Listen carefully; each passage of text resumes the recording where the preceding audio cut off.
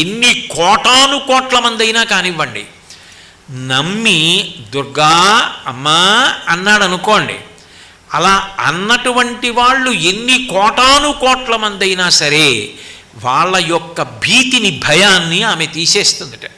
దుర్గే స్మృతౌ హరసి భీతి మశేష జంతో స్వస్థై స్మృత మతిమతీవ శుభాం దదాసి. ఆయనకేం కష్టం లేదు, ఆయన సుఖంగా ఉన్నాడు, హాయిగా ఉన్నాడు. ఆయన అమ్మని తలుచుకోకుండా ఉండడు. అందుకని ప్రతిరోజు అవకాశం ఉన్నప్పుడల్లా అమ్మా దుర్గా దుర్గా దుర్గా అంటూ ఉంటాడు. అప్పుడు ఏం చేస్తుందంటే మంచి బుద్ధినిస్తుందిట.